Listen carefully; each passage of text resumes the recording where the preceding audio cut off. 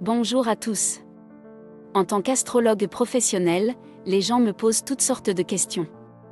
L'une des curiosités les plus courantes est: quels sont les meilleurs signes du zodiaque? Et sa jumelle maléfique, quels sont les pires signes? Bien que j'apprécie toutes les questions astrologiques, y compris la compatibilité des signes, permettez-moi de mettre les choses au clair. En astrologie, il n'y a pas de gagnant ou de perdant. Lorsque vous entrez dans le domaine métaphysique, le monde des étoiles, des cartes de tarot, des feuilles de thé, ce binaire noir et blanc disparaît.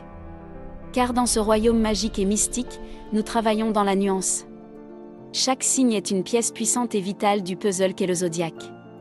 Bien que cette discipline soit une étude extrêmement complexe, le principe le plus fondamental de son fonctionnement est centré sur les 12 signes.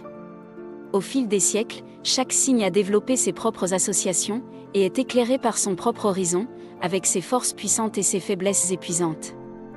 La position occupée par le Soleil au moment exact de votre naissance est connue sous le nom de signe solaire, parfois appelé aussi signe astrologique ou signe de naissance.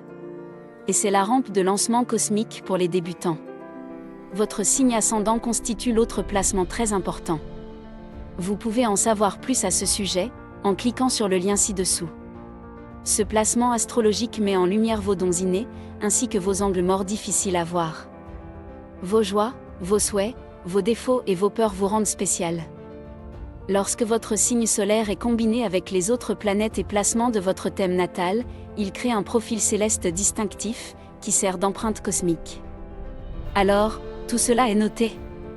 Passons maintenant au niveau supérieur. Les 12 signes du zodiaque sont également divisés en sous-groupes, 4 triplicités et 3 quadruplicités. Si cela vous semble un peu confus, ne vous inquiétez pas, cela n'a rien d'insensé. Les triplicités font référence aux 3 signes des 4 éléments du zodiaque.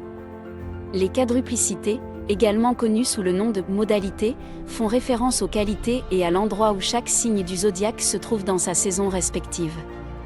D'une manière générale, les signes de feu sont passionnés et exubérants, ceux de terre sont pratiques et ancrés, d'air sont intellectuels et curieux, et les signes d'eau sont intuitifs et émotionnels.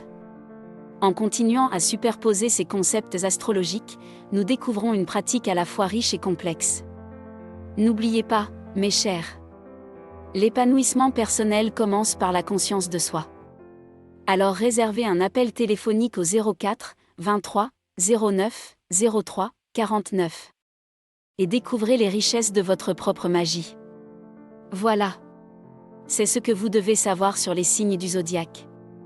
À bientôt pour une autre vidéo.